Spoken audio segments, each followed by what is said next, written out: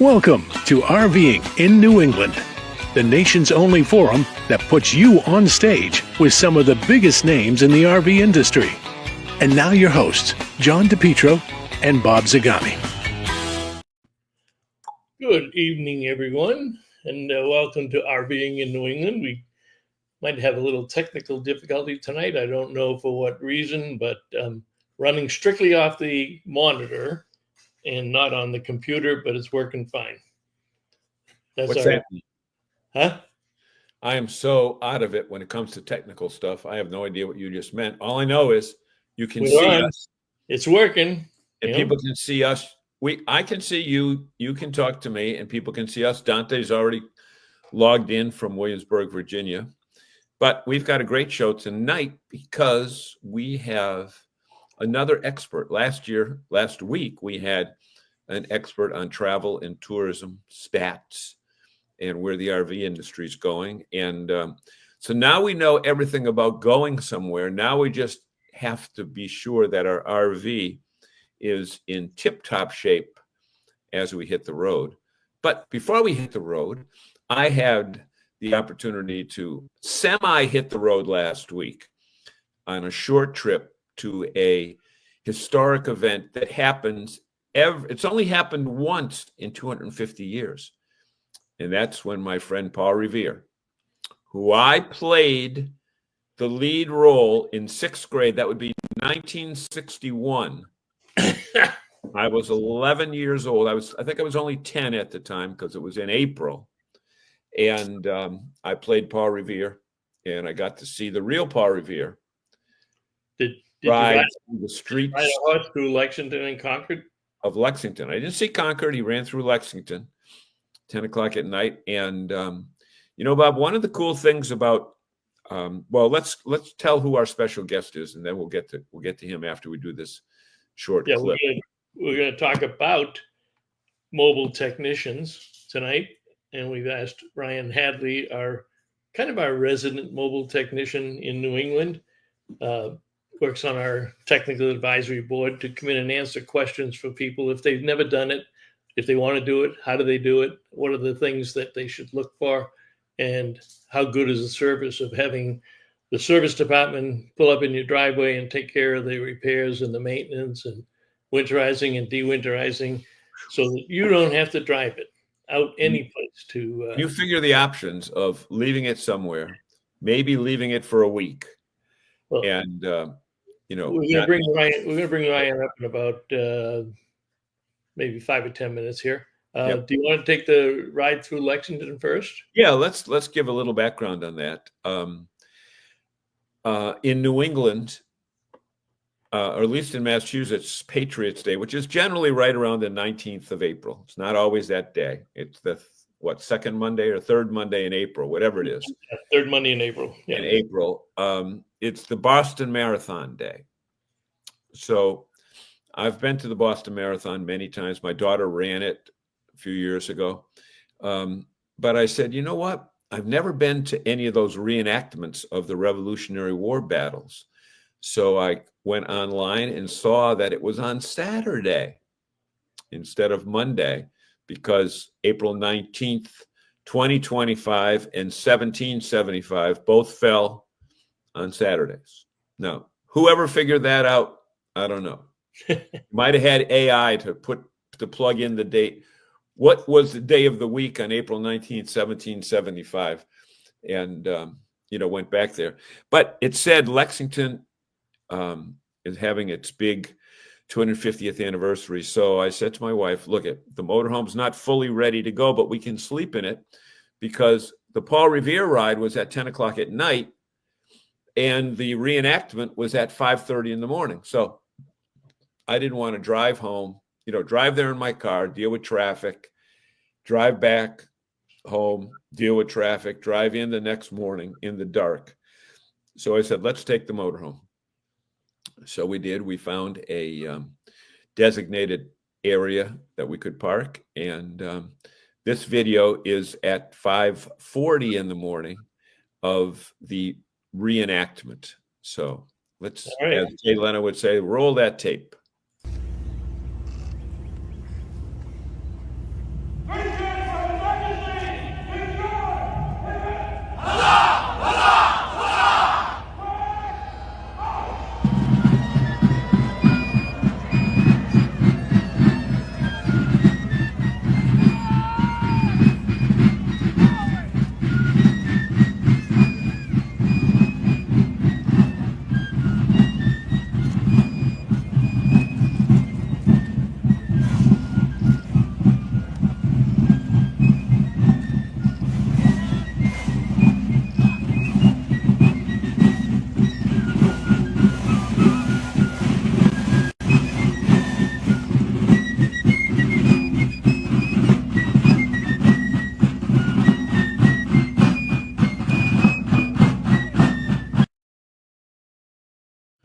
Well, there was a lot more to it than that. It was an 11-minute tape, but we're not going to bore people with 11 minutes. But Was that a homeless person sleeping on the grass? no, that was one of the 8 Americans. Now, let me just set the scene. He was already shot? He was already shot, and there were 7 others that were there. But luckily, we were able to secure media passes, and I got right on the front row. And our friend David Meerman Scott, world-class author, was in the back. And I said, David, if I had seen you and know you were going to be there, I would have took you up front. Imagine somebody from the Camper Report show in RVing in New England trying to get David Meerman Scott in. Get him. He has written about it. He said it was very interesting. But there was 8 Americans. There were about 50 Americans. They called them, and they were just farmers. These guys were not in the military. This was not an army. These were farmers that were hanging around in the tavern right across the street waiting because they had advance notice that the British were coming. And they weren't called the British are coming. They said the regulars are coming. The regulars are coming. So we didn't have a military in right years ago. Exactly. So he kind of wrote that book as they went along. These guys were just regular old guys. They got together, and but for some reason or another, the British did win that battle. Okay, but they didn't win the war because we all know we wouldn't be here talking about it. Very interesting. But it was cool. There were 600 British soldiers there. Okay, and 38 American colonists that were there. Let me get militia. Thanks, Jim. Militia. Yep. Let me do a couple of quick housekeeping items, and then we'll bring Ryan up to do his thing. As many of you saw this week, Bob Moore is very much alive, and he was celebrating his 100th birthday. They had a party for him at the assisted living house, and it was the picture. If you notice the picture that Brad posted after I posted this, I don't have that picture up, but there was a picture of Bob in the center of the table at one center, and to his right was his 102-year-old sister and his, I think, 98-year-old brother. So happy birthday to Bob Moore. He is well, and Bob founded Bradford RV, named it after Brad Moore, who took over after his dad retired. And they are a good New England dealer. A couple of quick open houses here. Open house at Majors in a week and a half, May 1st, 2nd, and 3rd. And I believe you're still scheduled on Thursday, John, to Thursday from 9 to noon. Yep. Okay. Cold Springs RV has 2 starting this weekend. They have a double weekend open house, and it's called Campers Kickoff. It'll be April 26th and 7th, and then again the next weekend, May 3rd and 4th. Free food, prizes, overstocked units, special discounts, and manufacturers' reps on site. Bob, you notice they put free food in capital letters? Yes. Yes. That's what RVers go for. They go for the free food. Sometimes they end up that hot dog cost them $75,000. Yeah. All right. The camping season kickoff is in full swing at Hemlock Hill RV. And if you want to make a note, just got this in just before showtime. Seacoast RVs with their big annual open house on the 17th and the 18th. 17th, 9 to 5, 18th, 10 to 3. And with that, we should bring up our guest, Ryan Hadley, and put him to work. I mean, you and I can't keep doing all the work, John. Right. So we'll have to bring Ryan. Can you hear us all right? Can you hear us all right? Hi, guys. There we go. A little bit of a delay, but we're good. Yeah, you guys you're breaking up a little bit on me. I might have to try to switch. Yeah, you're going in and out on us. Huh? Yes. I can't hear you. We can't hear you. I can hear him. Can you hear him? Yeah, well, he's not saying anything right now. I'm going to try switching to my phone. Okay. All right. We'll drop you back I'm down. gonna try switching to my phone. All right. Okay. Go ahead. I'm going to drop you back down and bring you back up. Yeah. Yeah. Now, Jim Conboy says there are only 100 redcoats dispatched to secure arms and powder. Jim, I didn't show you. I mean, we had a much wider thing, but there were a lot more than 100 people there. I'll tell you. You know what? And Oh, you said 100 he probably knows more of the history than I do. But boy, there were a lot of them there. They had them all march through, and I don't know what happened in Concord, but interestingly, the shot heard. There we go. You up? I'm up, but I'm on my phone, so it might not be as good as the computer. No, sometimes the phone is just as good. Yeah. Yeah, you're all right. All right, let me just. I Prop got that up. Prop that up just a little. While you get adjusted, I'll leave you up there, but I'm going to go back down through the notes here. Dante, boy, he said he was going to take a slow trip home. He means it. He's already he's been on the road for a while now, so he is going slow. Don says hello from Athens, Texas, and Jim Conboy. So Jim, great to see you on the show again. Great to see you early on the show. And 100. So that was what John was talking about. 100 redcoats dispatched to secure arms and powder. Redcoats being the British? Right. Huh? Yeah. That's because they were wearing red coats, so they must have called them redcoats. That's very clever of them. So Jim says, Ryan, do you work with Jim at all? Yeah, he calls me once in a while. Okay. I need to drop business cards off there because he asked me to drop business cards off like months ago, and I keep forgetting. Well, they have this new thing now, Ryan, called mail. This thing called the U.S. mail. Oh, and, yeah. I drive by there a lot, though. You put their packages. Yeah. Are you still staying? Are you still staying busy, Jim? Yeah. And Mr. Roy from Maine, and Jim Conboy must be busy because I saw him at his. And I didn't see him, but I saw 3 of his people at. I think it was the Connecticut show and the Maine show, and they had a line at each booth. So I'm sure he's staying busy. Always do.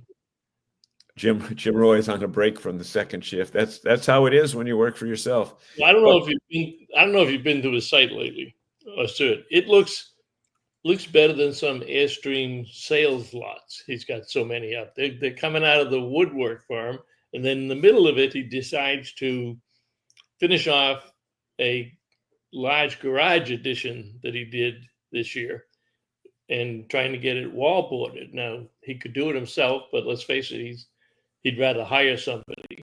So he hired the wrong guy. So Jim Roundup, he's between doing the second shift with all the work they've got and finishing off the wallboard. It's a huge garage. It's for all his toys. He's going to have the motorcycle in there. He's got 2 classic cars. He'll have them in there. He'll have his regular truck in there. So it's quite a project. We should have him on the show to explain the whole thing. Exactly. Hey, let's ask Ryan a question. Let's put him to work. Ryan, there's no question. 2 weeks ago, we got 9 inches of snow here, right? And I think I had asked you at the time because we always kept saying, Ryan, I'll call you. Give me a week, I'll give you a week's notice when I want to de-winterize. And then we kept getting snowstorms. Yeah. But now that the season is finally here. Oh, Jim says I fired the guy and finished it myself. That's too funny. Give us 3 mandatory things that people need to check on and have it running properly before they take their unit out for the season. And I wrote down roof check your AC now. Don't wait till it's 90 degrees out. And I said check batteries. Am I close on any of those? You are 100% correct on them. That is. Hey, wait, is this CNN? Did you feed him the no. before? Because he's not that smart. I dealt with him the other day when I was at his house, and for him to say what he just did, we should all give him a round of applause. Yep. Yeah. So those 3 items are very, very correct. Another item, what did you say? You said roof seals, you said air conditioner, and you said batteries, right? Batteries. All right. It is, So especially as far as putting you water. you also want to check your furnace, your water heater, if you have your tire pressures. You want to get your bearings done if it's a trailer and you have a lot of miles on it from last year. You want to have your bearings repacked. Squirting grease into the bearing buddies isn't considered packing your bearings. That just adds more grease and possibly have a seal pop out of the back. Okay. Yeah, what did you say? Hold on. What the hell did you just say about the bearings and the grease and all that other stuff? So for some reason lately, I've had a lot of customers because one of the things on a move your phone just a little so we can see your faces. There we go. Sorry, the computer's being messed Still up. ugly. Yeah, I know. I take after you. So a lot of customers lately, when I do a spring, I call it a spring check over. It means we cover the camper from top to bottom, side to side, go over everything, clean everything, blah, blah, blah. So one of the things is wheel bearings on a travel trailer. And a lot of customers say, do I need them done? And, I suggest every 8 to 10,000 miles or annually. But some customers say, oh, that's okay. I have bearing buddies, which a bearing buddy is a little grease fitting on the end of your axle on the spindle. And it shoots grease through the spindle to the back bearing and the front bearing. And a lot of times people think that is considered repacking your bearings. And one guy even said to me, oh, I squirted in there until the old grease comes out and the new grease stays in, right? I said, no, all that's going to do is fill the hub up with so much grease, it is going to blow your rear seal out, get all over your brakes, and possibly cause more damage than you want to deal with. So do not just squirt grease in your bearing buddies, please, if you're listening out there. So you got this little hole, but you have to get somebody to do it yourself to squeeze the grease in. Well, anybody, if you have a grease gun, anybody can do it. Sometimes you have to take the wheel and tire off because there's a cap over it, and sometimes it's just a little rubber piece. But that is, it's good for once in a while squirting grease in there. It's not good to repack your bearings with those. But anyway, that's another thing. Your wheel bearings, you want to check your batteries, like John said, your roof seals, not only your roof seals, but all your exterior seals as well, around your cabinets, around your moldings, around your doors. All those seals that are used caulking on them, silicone-based caulking, those seals over time, they the same as your roof seals. They crack. Get brittle. Yep. They get brittle. Yeah. Now, Ryan, you said something very interesting. And I lost my train of thought. It was a good train too. Okay, here. Talk. Jim Conboy had a note down there, Bob. Go to that while I refresh my memory here. Yeah. Yes. You want to. That's one of the things we do for springtime dewinterization is you want to run all of the antifreeze out of your system, flush water lines, flush. Even like I get a lot of people that say, "Oh, I don't use my water pump." Well, if it was winterized with antifreeze, you at least want to just clean the water pump out, get the antifreeze out of it. I got it. The thought came back. Oh, good. And it went away again. Oh, boy. Jesus, what is going on here? You use your brain too much. No, here we go. Left it in Lexington.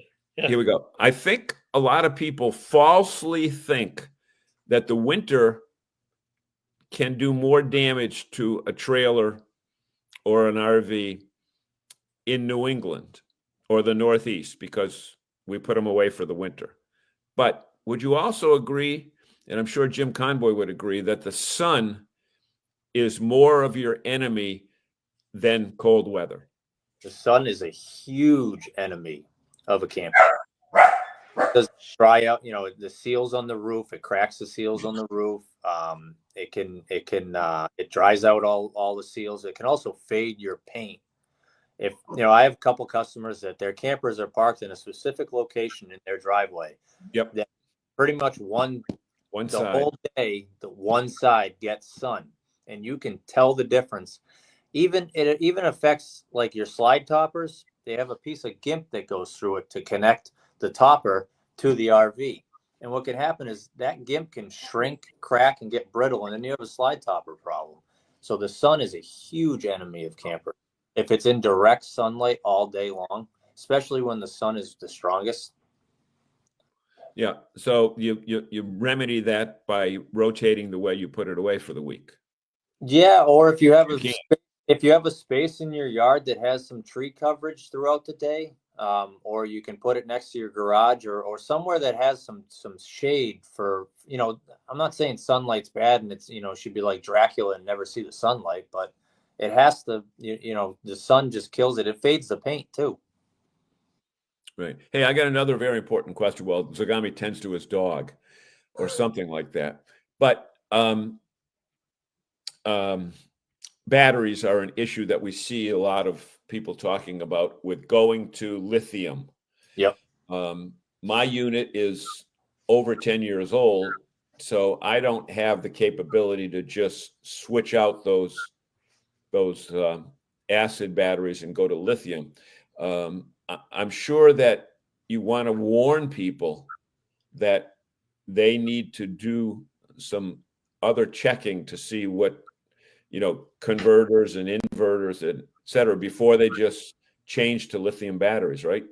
Yeah. So most of the newer units have a converter that can sense the battery, whether it's AGM or it's acid filled or it's lithium. But older like yours do not have that. So you could put you have to have a converter that is capable of charging the batteries at the percentage that it needs. So you could put lithium batteries in your camper, but the converter is not going to charge those batteries to full capacity because there's a different charge rate for lithium, AGM, and a acid filled battery. Yep. What does it cost to replace a converter? So the converters, they range between like $200 to $380, depending on if it's a deck mounted, which I call a standalone, which is mounted separate from your breaker box, or they make a lower half, which slides in the lower half of your breaker box. That's the converter. So the price varies between, like, I'd say around, last I checked, I just did one a couple weeks ago, it was like $356, and that was a 55 amp standalone. Okay. And then how about what's a normal cost? And again, it's going to vary depending upon who does it, but installation would be, how many hours worth of work would that be? An hour. An hour's worth of work. Okay. Depending if it's just a converter for converter swap. So you're taking out your converter, they make a updated one that is capable of charging lithium. It's an auto detection. So where is mine now? Yours is under your breaker box. It's a Now you got to tell them where the breaker box is. Hey, I know where the black tank hose is. I know where the clean water hose is. I know where the gray tank. Hey, did you use your new shower head yesterday? Haven't used it yet. But I do have a new shower head. Let's answer Audrey's question there, Ryan. Can you read off your phone, Dad? Yeah, I gotta look closer. We were warned that was. Yeah, I'll read it out. I'll read it out. We were warned that lithium batteries would triple the cost to replace them, and our original batteries were good for a 2019 Tiffin Allegro Rid until 2025. We were told the batteries are good till 2020. So she probably had a decision point. That's now. So if you're maintaining your batteries and doing the correct thing with them, checking the acid level, then they're fine till 2025. You can get 6 years out of a battery. Right. That's right now. Huh? That's now. Right. Yeah. So. And they use theirs a lot. These guys are gone from. That's good. That's actually better because it helps maintain the charge of the battery and it puts a workout on it and stuff. But your lithium batteries, they are a lot more expensive than your lead acid battery. Even your AGM battery is a little bit more, but lithium batteries for like a group 24 battery, size 24 battery compared to, like a one single travel trailer battery right now is probably going to run you about $300 to $400 depending on the manufacturer versus about $160 to $180 depending on the manufacturer of a regular lead acid battery. So question while we're on that topic, I did my Camper Report Show interview with Mike Sokol today, and solar panels and batteries were part of the discussion. And he had a pretty lively discussion on the introduction of 48-volt batteries that are now becoming popular, but he doesn't think they're going to be mainstream for maybe 5 years. But for people who may have heard about 48-volt or read a story, where are you on that? So I have not worked on any campers or even seen anything with a 48-volt battery in it, or a 48-volt system. Mind you, everything is a 12-volt system right now. Yep. They must be doing that for power issues or something like that. It was more the OEMs are starting to switch. It's not something that you can replace for what is there. Yep. But apparently there's activity, so we'll have to watch for, and that's why he doesn't think it's going to be mainstream for maybe as much as 5 years. But they're getting, I guess, because they can use thinner wire and smaller capacities. But if you're not working on it or talking about it, then I shouldn't be, because that's how I'd do that one. Yeah, I haven't seen anything I haven't seen any campers like with the 48-volt battery for 48 volts. No, not unless they're brand new. So Audrey says she replaced the batteries, but totally maintained them every year. That kind of gets her a gold star, doesn't it? Because batteries, people just don't do it. I'm guilty. I mean, on my golf cart, I get myself in trouble on the golf cart. I almost killed them. Yeah. Yeah. Well, batteries, a lot of people overlook batteries, and even the people that are seasonal, they overlook their battery a lot, and they think because they're plugged into shore power that unknown caller. So Audrey I take it those are 6-volt batteries, Audrey. So a lot of people overlook their batteries, and even when you're at a campground and you're plugged into shore power, like you're seasonal, you don't use your battery because your converter does all the work. But if your battery's bad, your converter can actually have less of a life because it's working so hard to not only supply your trailer with 12-volt battery power, but also charge that battery. So if that battery is low on acid, your converter is going to get overworked. Hey, let's ask Audrey if she has solar. I guess I just did. Audrey, do you have solar? Okay, she did get the 6-volt batteries. Do you have solar up on your roof? It probably has 400 watts if she does. But Ryan, let me ask you another question along those same lines.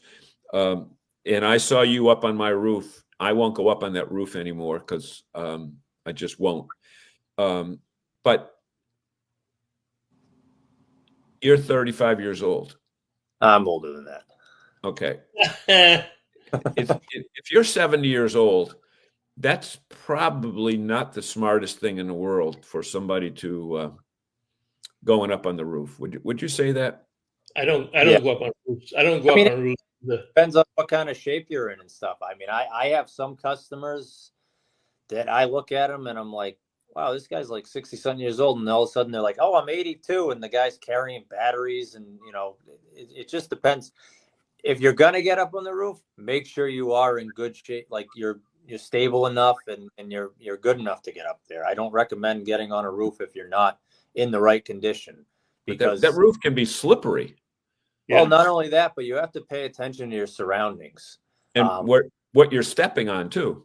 Exactly. You really have to pay attention when you're on the roof, because there's a lot of things, depending on what you have, there's a lot of areas that you can, if you step through your shower dome, you're up, what's creek without a paddle, because then you got to replace the whole thing.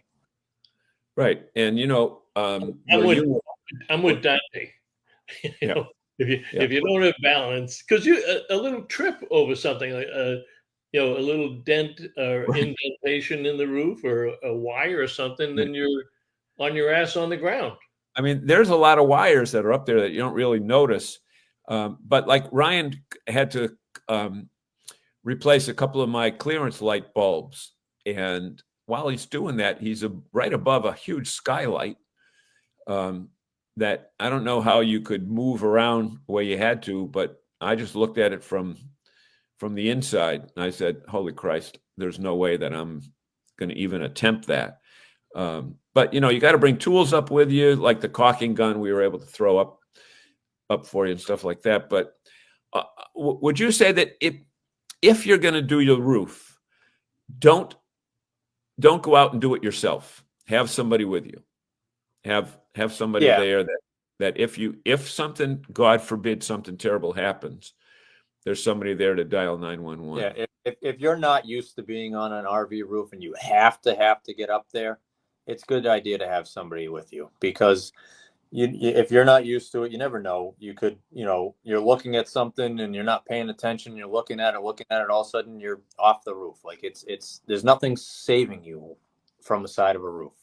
Right. And it's also easier if you have somebody with you to throw stuff up, because like today I didn't have anybody with me, and I went up and down a ladder probably about 10, 12 times.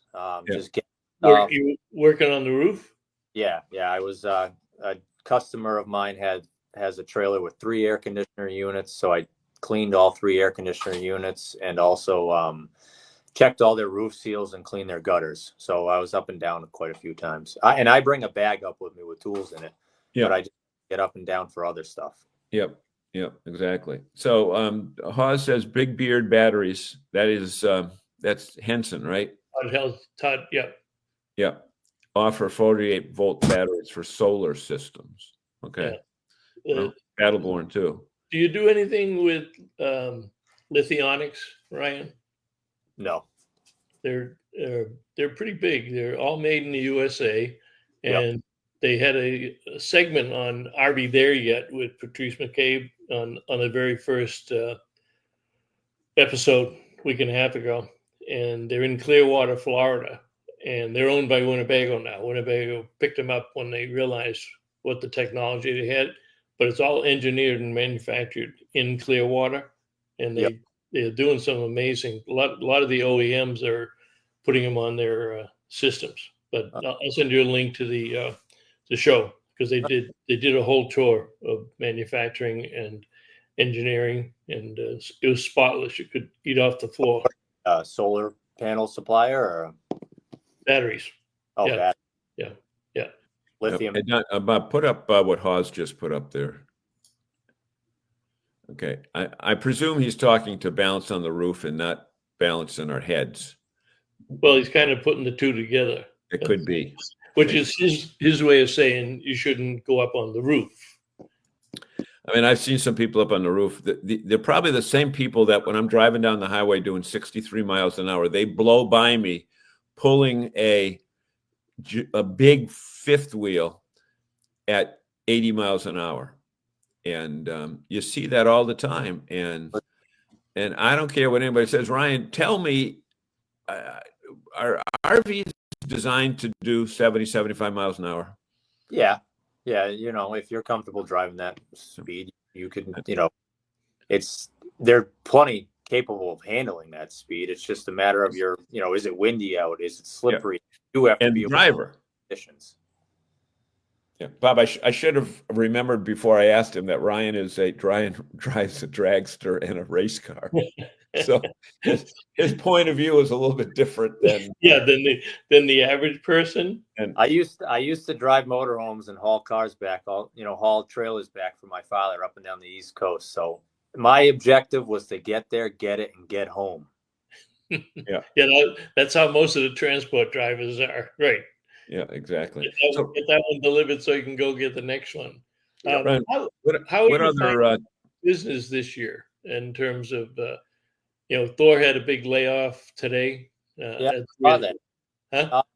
It's busy, but I'm hard to judge. Like judging my company is a little hard because I'm one person, so I book out. I can only do X amount of jobs a day, X amount of jobs. Yeah. But I will tell you, and I was just talking to my wife about this. The phone rings, but it's not to the volume that I'm booked out until June, about the first week of June right now. But the phone's not ringing as much as it was, and I'm not complaining. But there is something different out there. It just this season feels a little different. Yeah, and the dealers are say it's not what they expected.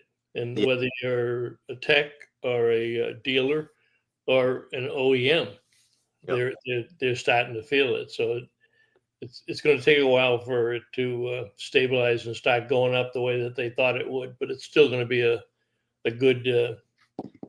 good season. Are you getting more calls from dealers or still mostly consumers?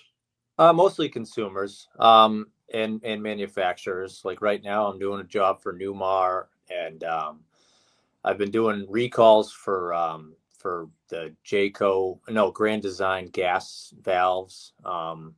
But yeah, no dealers. I get a few calls from dealers and stuff. To go and do stuff. But a lot of the dealer stuff, they need it done right away because somebody just bought the camper. Oh, yeah. Good point. Yeah. And it's hard for me. I always tell people I can try to squeeze you in, but I can't guarantee anything because the people that are on my schedule for the day, they come first. And anything after that, like if I get done early and I can get over to somebody that needs an emergency job, I try to. Yeah. Hey, Ryan, does your RVTI certification help when people check you out? Yes. Yes, it does. It is. RVTI is a very good thing to have. And myself coming from a background in campers and working on them for now, it's been since 2010, so 15 years. I kind of learned the different way, but then once I became an independent mobile tech, I started the RVTI courses to get certified because a lot of these manufacturers, you need to be certified to do warranty work for them. Not all of them, but they ask you if you are certified when you talk to them. And it's a great thing to have. I honestly suggest if you're thinking about getting into the RV industry, RVTI is the way to go. And right now, I have a guy that's working for me 2 days a week. He just did the level 1 RVTI course, but has no hands-on experience. So I talked to him a couple of weeks ago, and I've been looking for an employee, and he doesn't know if he wants to go that route because he has his own business as well. But he's an RVTI graduate, and right now he comes with me 2 days a week and getting the hands-on portion of the RVTI. That's the guy I sent you. Yes, it is. Yep. You and convenient. I said the first thing, if you're thinking about being a mobile tech, and this is why, you work hard for the reputation that you got. I said, look, even if you're not going to do this, the first call you make is to Ryan Hadley. And then you guys decide where it goes from there. But make that the first call. And I'm sure a lot of customers say the same thing to people and the OEMs. But that's great. I wasn't aware that he had actually started doing some work for you until the other night. He sent a nice thank you note over. But that's great. Yep. What's Audrey saying here? RV repair maintenance records are super important if you want to trade in or instantly sell your RV. Quite similar to a house, right? But the better the records are, the higher the price you're going to get. I think especially more important with an RV than even a house for some people.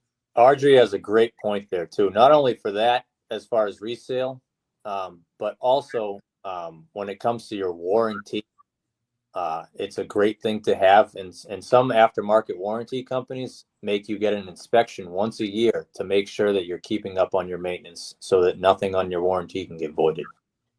Yep. Isn't that how the lifetime warranty works? Longview RV has it. I think they have it for all of New England. Although I think Arlington has it too.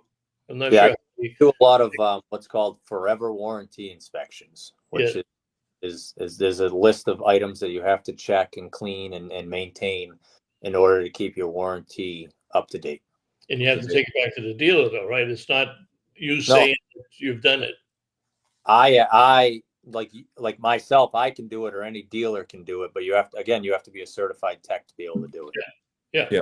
They don't want the person themselves trying to say, yeah, I did it, because in 90% of the case, they didn't do it or they didn't do it properly. They want to validate that there's a certified or not very knowledgeable person that understands it, because it goes through those years. And I guess the way they work is if you miss one of those annual events, then you're done. I just had the guy that works on my vehicles mechanic shop. He bought a camper and he totally forgot about the inspection thing. And he went to tell them that he was going to have me do it. And they said, you're 2 months late or you're all done. Just like that. Yep. Wow. I gave him an option to maybe pay a fee or a late fee or something. I don't know the details, but all he told me was that he was too late on it and they won't allow him. Yeah. No, Dante says you are correct. The question is, Dante, Yeah. do you know that through prior experience with not having it checked out, or are you still on the good side? So, this is pretty cool. We can talk to people all over the country like this and get an answer momentarily. Ryan, any other things that people need to? Here's a big discussion. Big discussion. The born-on dates of tires. A lot of people have never heard. They know what the born-on date is on their Budweiser can of beer, but they don't know what the born-on date on their tire is. Explain. So there's a mark on your tire it's a little etching on your tire that has the year that the tire was manufactured and the month, and you have to pay attention to that because I believe it's either 6 or 8 years they suggest tires. Yeah, I'm going after 5 years. I don't want to take. I thought most of the RV manufacturers say 5 to 6 years. Yeah. Even though,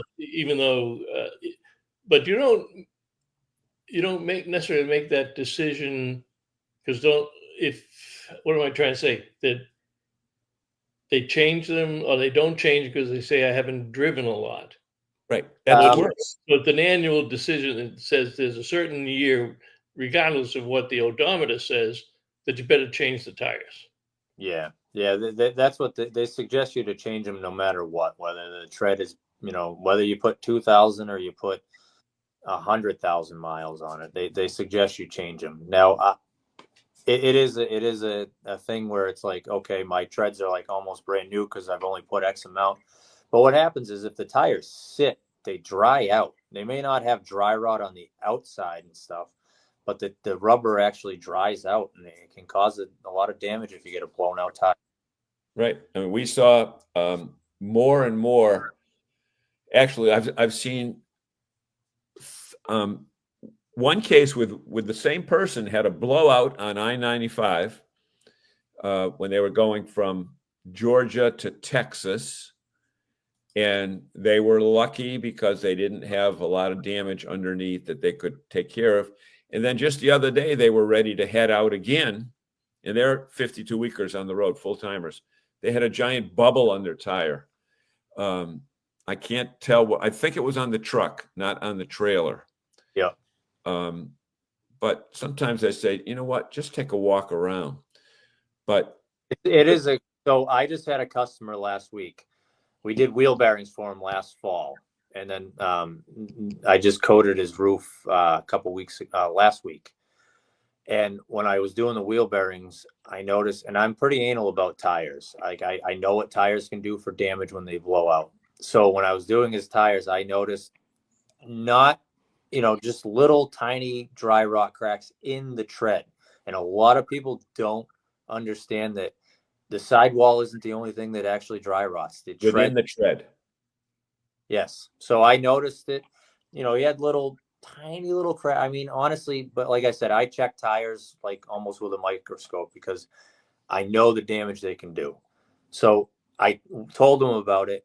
And when I went back last week to work on his camper again, he had 4 brand new tires on that trailer, and he thanked me 10 million times because he goes, "Thank you very much. I know what tires can do when they blow out."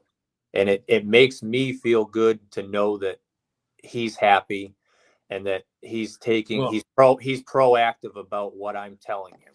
But there's such a peace of mind difference. Yes. With that. Not only the year and age of your tires, but a lot of people check your tire pressures. You can walk by a tire. Oh, that tire looks fine.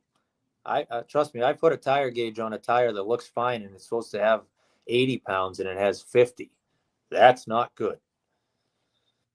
Because the other tire was holding it up. Well, I mean, If it was dualies. it's not just that. It's hard. Sometimes it's hard to tell because some of these tires have a really stiff sidewall. So when they're low on air, they still don't sag as much. You get a load range E tire that has a really stiff sidewall on it.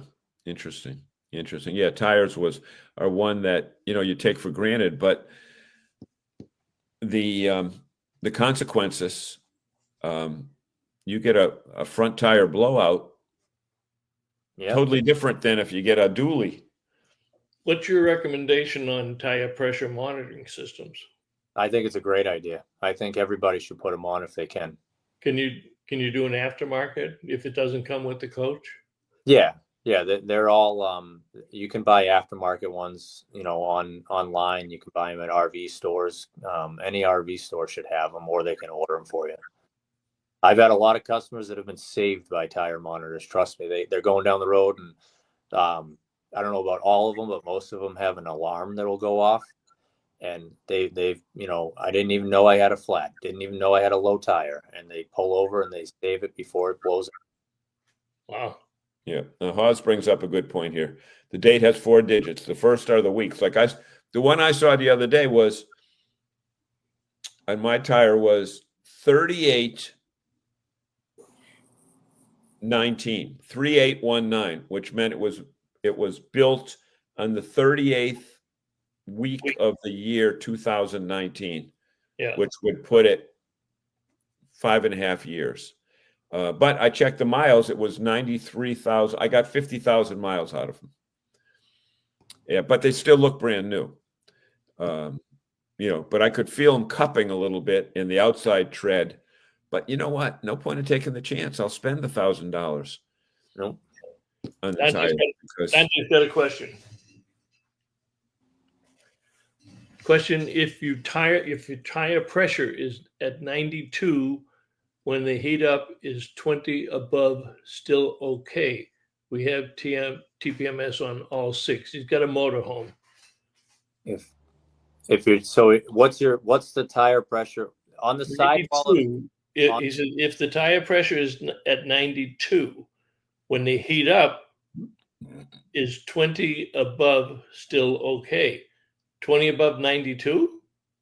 Yeah, 20 pounds over that. So my question here is, your tire, what does your tire call for pressure cold? Because a tire will grow, it will heat up when it's driving. So, but that's why on the sidewall of the tire, they give you a suggestion of, they tell you what it should be cold, and then it allows for the heat expansion. Okay, so I think what he's saying is it is 20 pounds over the 92. It's okay. But Dante, that's a real heavy ride. That's a real bumpy ride. What is the sticker? His tires 110. Go ahead, Ryan.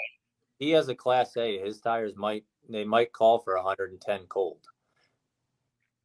Oh. Okay. Calls for 92 cold. Well, okay. So he knows he's following the manuals. Yep. Well, there is. What about that sticker that's on the inside driver's door? That's the manufacturer's suggested tire pressure. But I always go by the tire pressure on the sidewall of the tire. Okay. Manufacturer of the vehicle, not the tire. Yes. So like that sticker should match up when it's brand new. But over time, people put different tires on and different pressure ratings and stuff like that. What define a pressure rating? So this on the sidewall of the tire, the suggested air pressure cold. Okay. 92 or 110. But what's the difference between A, B, C, D, E? What do you mean? Well, you said you get an E tire. It depends. So like a load range. Load range C tire is going to be like your regular.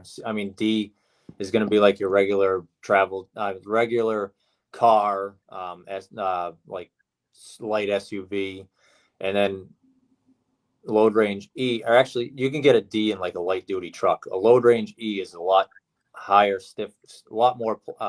It's more ply and a lot stiffer sidewall. The higher they go, the more ply the tire has, and the stiffer the sidewall is. Okay. So mine run 104 hot. It's 12 degrees. I mean, 12 pounds, not 20 pounds. Yep. So anyway, I can't believe how, you know what, we bring Ryan on. I can't believe how quickly the time goes. I just looked and said, that can't be right. Right. When you talk to somebody who knows what they're doing, it's amazing because they're kind of like they're talking to you only, when in fact you're talking to everybody. But, you know, the crazy thing is it's common sense, but not everything with driving an RV or a travel trailer, you know, a motorized or travel or a towable is intuitive. Yeah. So Ryan, in the last couple of minutes, do a sales pitch for all this independent service techs that are out there. Why consumers should consider you or another independent tech. What do they bring into the industry this day, and why is that important to the consumer? So people these days love convenience. They love to get fast food. They love to pick up they love the Amazon delivery driver coming right to their house and dropping their stuff off.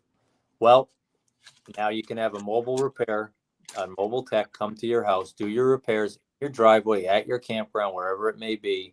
You don't have to tow it. You don't have to drop it off and come back a week later. You know the repair is getting done while you're home or while you're watching it. And you can see everything done.